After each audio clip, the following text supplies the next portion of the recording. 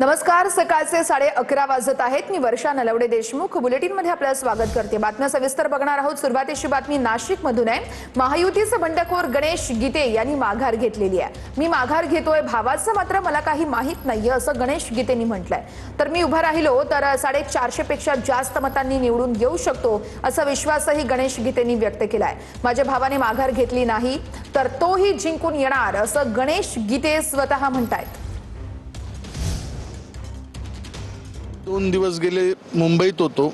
आपल्या राज्याचे मुख्यमंत्री देवेंद्रजी फडणवीस साहेब असतील, प्रदेशाचे अध्यक्ष रवींद्रजी चव्हाण असतील आणि गिरीश भाऊ असतील, यांच्याशी आमची चर्चा झाली आणि त्या चर्चांती या ठिकाणी असा निर्णय घेतोय की घरी जाऊन आता चर्चा करून या ठिकाणी मी माझी वरून आदेश आल्यानंतर माघार घेईन। म्हणजे आपण या निवडणुकीतून माघार घेणार हे निश्चित झालंय? जवळपास निश्चित झालंय। मी निवडणुकीत उभा राहिलो तर 450 पेक्षा कमी मतांनी निवडून येणार नाही।